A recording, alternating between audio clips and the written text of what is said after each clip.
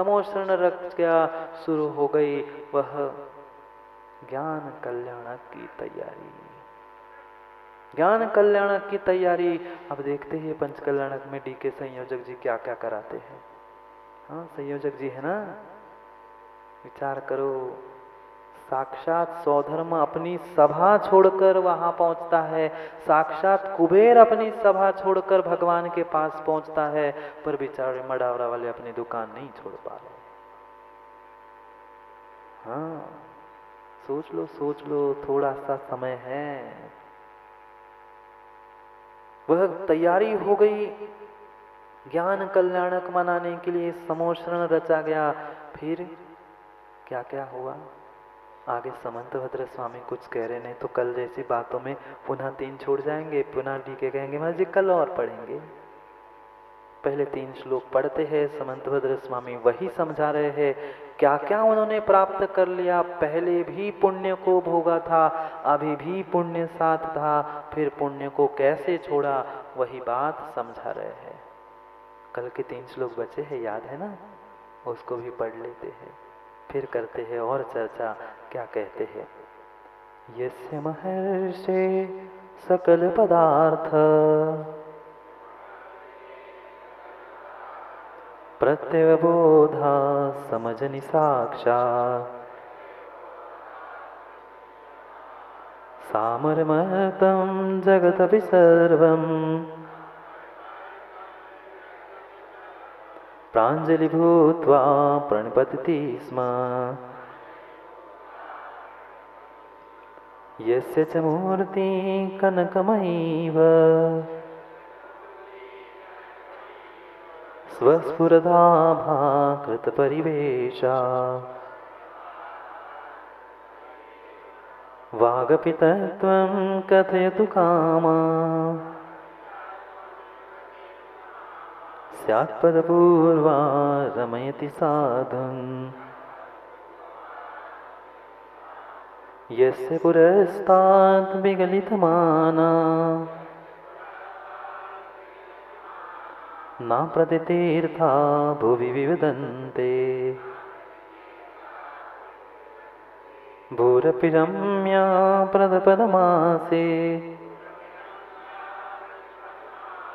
जातविकोशां मृदु मृदुहासा।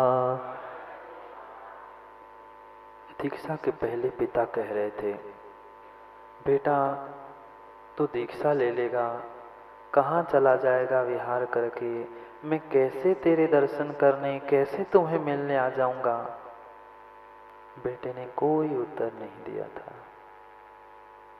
जैसे ही महाराजा कुंभ को समाचार मिल गया कि जो मल्ली कुमार था, जो मल्लीनाथ बनने वाला था, निर्ग्रंथ दीक्षा धारण कर ली थी, 6 दिन में ही केवल ज्ञान प्रकट हो गया। पहुंचा, वह भी पहुंचा, सोच रहा था कैसी अद्भुत बात है। 6 दिन पहले माँ विचार करो ना, 6 दिन पहले जो बेटा घर में था, खेलता कूदता था, राजकुमार था, दीक्षा क्या ले ली, और 6 दिन में सोच रहा था पिता 6 दिन में दर्शन देने के लिए भी आया, तो वो भी भगवान बन के आया, सर्वज्ञ बन के आया। कोई अपने नगर का, समाज का कोई निर्ग्रंथ बन के पहुंचता है तो क्या भाव होते हैं, और माँ अपना ही बेटा है। तो पिता सोच रहा था, मैंने मात्र भावना भाई थी कि कब ये दर्शन मिलेगा, इसके कैसे क्या होगा, और ये तो 6 दिन में भगवान बन के, सर्वज्ञ बन के पुनः मिथिली में नगर में पहुंच गया। क्या अद्भुत बात है। आज्ञा से कुबेर ने समोषण रच दिया। समोषण में बैठकर भगवान की दिव्य ध्वनि भी खेलने लगी। यस्य महर्षि सकल पदार्थ प्रत्यय बोधा समझने साक्षात। आपकी जो दिव्य ध्वनि थी, आपने जो यह केवल ज्ञान प्राप्त कर लिया था, आप तो महर्षि बन गए, महान ऋषि बन गए। 1 नहीं, 2 नहीं, 3 नहीं, 4 नहीं, कितनी सारी रिद्धियों को आपने प्राप्त कर लिया। रिद्धियों को प्राप्त करने से आप ऋषि बन गए, वो भी सामान्य ऋषि नहीं, सामान्य केवली नहीं, तीर्थंकर केवली बन गए। यस्य महर्षि, ये जो महर्षि के क्या सकल पदार्थ प्रत्ययबोधान, सकल पदार्थों को साक्षात प्रत्यक्ष जानने वाला, यह जो उनका केवल ज्ञान प्रकट हुआ था, जो अशेष विशेष सबको जान रहा था। विशेष तो जान ही रहा था, पर अशेष को भी जान रहा था। जो कोई शेष नहीं रहा था उनके ज्ञान में, ऐसा अशेष और विशेष कोई शेष नहीं बचा। ऐसी संसार की, ब्रह्मांड की कोई वस्तु नहीं है कि अब जो उनके ज्ञान में नहीं झलक रही है। जीवादि समस्त पदार्थों की अशेषता और विशेषता, सामान्यता, विशेषता, सभी को आपने जानने वाले केवल ज्ञान को साक्षात स्पष्ट रूप से, कोई परोक्षता नहीं, कोई कुछ नहीं, साक्षात आपने उस स्पष्टता को, साक्षात केवल ज्ञान को समझनी उत्पन्न कर लिया। उससे क्या हुआ? उससे क्या हुआ? पिता तो पिता ही था। कुंभ महाराजा, मिथिला के महाराजा, वे तो तुम्हारे पिता ही थे। वे तो आए, कौन सी बड़ी बात थी? आपके पिता थे, मोह था सो आगे नहीं, वे तो आ ही गए। उनके साथ सामर मर्तम, अमर और मर्त्य, यानी देव और मनुष्य जितने जितने थे, सभी सर्वमपि जगत, जितने संसार के प्राणी थे, जिनकी आने की संभावना थी, सभी भव्य जीव समोशरण में पहुंचकर कोई ऐसे कमर पे हाथ रख के, महाराज जी कैसा है स्वास्थ्य, सब ठीक ठाक है? नहीं, भगवान के चरणों में पहुंचे थे, भगवान सर्वज्ञ के चरणों में पहुंचे थे। प्रांजलि भूतवा प्रणतिपति स्म, वहां भी बात की, उनसे नमस्कार भी किया, हाथ को बद्धांजलि कर नमस्कार कर लिया। किसने? माता पिता ने। सोचो ना माँ, उस माता पिता की, जिस माता पिता का बेटा दीक्षा लेकर भगवान बन चुका है, समोशरण में बैठा है, वो भी नीचे जमीन पर किसी सिंहासन पे नहीं, 5000 धनुष ऊपर, जमीन से ऊपर समोशरण लगा है, पुनः ऊपर और महान रिद्धिधारी, वह हाथ जोड़कर ही खड़े हैं, कोई उद्धटता से वहां नहीं खड़ा। प्रांजलि, हाथ को उस श्रीफल का आकार देते हुए, बद्धांजलि करते हुए, प्रणतिपति स्म, प्रणाम करने के लिए सभी जीव उद्यत हो गए। मल्लिनाथ भगवान को सभी जीव हाथ जोड़कर नमस्कार करने के लिए खड़े हो गए। ना कोई बीमारी, ना कोई रोग, ना कोई क्षुधा, ना कोई तृषा, ना कोई भूख, ना प्यास। जैसे ही जीव उस समोशरण पे भूमि पर पहुंचता है, पुण्य वर्गणा भगवान की केवली की ऐसी प्रचंड होती है, पुण्यात्मा की ऐसा नियोग होता है, वहां पहुंचकर ना भूख लगती है, ना प्यास लगती है, ना कोई रोग वहां सताता है। क्यों? यहाँ बैठे बैठे भूख लगती है क्या? 1 घंटे 2 घंटे भी व्याख्या चलती रहे जिनवाणी की तो समझ में नहीं आता कितने बज गए हैं। मुझे रोज याद दिलाना पड़ता है, समय हो रहा है, 10 बज गए हैं। मेरी महिमा नहीं है, जिनवाणी की महिमा है। जिनवाणी जहां जहां सत्य जिनवाणी बिखरती रहेगी, वहां वहां जीव भूल जाता है। समोशरण में वो स्थिति थी, अरे उतनी नहीं, पर अंश रूप से उनकी ही तो वाणी है। भले ही दिव्य ध्वनि नहीं है, पर उनसे ही मुख कुंड से निकली हुई यह जिनवाणी है। आनंद जिनवाणी का है, मेरा नहीं। मैं तो इस माइक जैसा है। हाँ, ये माइक क्या कर रहा है?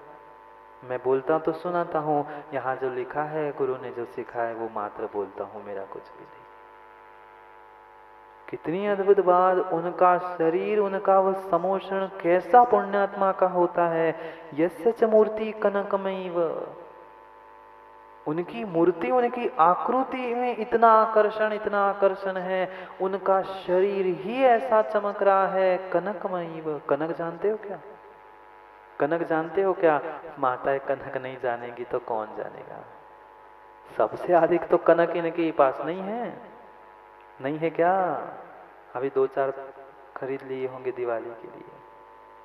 कनकई में कनक कनक थे, कनक कनक थे, पता है मादकता उपजाए, दोनों से परेशान है बेचारे। हाँ, घर में भी डिब्बे में कनक रखिए क्या?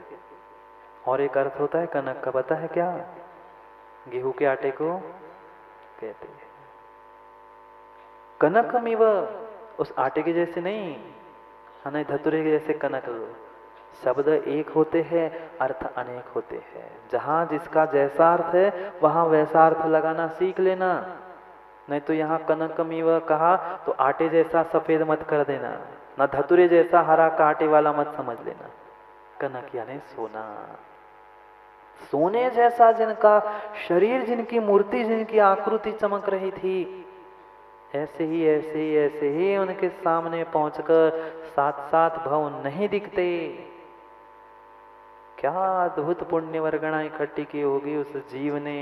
ये शरीर भी जिसका स्वभाव पूरन गलन सड़न है, वह भी शरीर, वह भी पुद्गल परमाणु इस तरह से बदल गए कि वह शरीर भी सोने जैसा चमकने लगा। औदारिक शरीर परम औदारिक हो गया था। ये होता है पुण्य, ये होती है पुण्यात्मा की पुण्य प्रकृति। सूर्य कोटि समप्रभ, कोटि कोटि कोटि कोटि सूर्य भी पहुंच जाए पर उनकी प्रभा को फीकी नहीं कर सकते। ऐसे कोटि सूर्यों की प्रभा जिनके पास थी, ऐसे तीर्थंकर का शरीर था। स्वस्फुरता भाकृत परिवेशा, अपनी दैदीप्यमान आभा से पूरे पूरे पूरे क्षेत्र को, पूरे स्थान को आभा मंडल से ग्रसित कर लिया था। मात्र प्रकाश रूप मत समझ लेना, मात्र चमक रूप मत समझ लेना। उनकी वह पुण्य वर्गणाएं, कितनी पुण्य वर्गणाएं हैं। हम स्वयं एक बार कभी मंदिर जाते हैं, कैसे लगता है? अलग से लगता है ना। कोई प्राचीन क्षेत्र, प्राचीन मंदिर में पहुंच जाना, वहां जैसे ही अंदर पहुंचते हैं मंदिर में और पुनः अगर गर्भालय में गए तो क्या होता है, कह सकते हो क्या? वहाँ जो ऊर्जा, वहाँ जो शक्ति मिलती है वह महसूस की जा सकती, कहा नहीं जा सकता। एक पाषाण के आकृति को हमने भगवान बना दिया था संस्कार से, तो उसमें इतनी ऊर्जा, इतनी शक्ति, उतना तेज, इतना सब कुछ मिल रहा है। फिर साक्षात तीर्थंकर जा था, उनके दर्शन से उनके मिलने वाला कितना सुंदर, कितना वह पुण्य वर्गणाएं होती होगी। कर लो विचार, कर लो विचार। हमें भी भगवान बनाने हैं, नहीं बनाओगे ना आप लोग? देख तो सकते हो। हाँ, 2-3 दिन तो आप ही को काम है माताओं, फिर हमारे पास आएंगे, फिर नहीं हाथ लगा देंगे। विचार कर लो, विचार कर लो, हमें क्या करना है। वो पुण्य आकृति, उनके वचन भी वाग भी तत्वम कथयतु कामा। अरे मात्र मात्र एक नहीं, आप बोलते भी थे, आपकी वचन भी निकलते थे।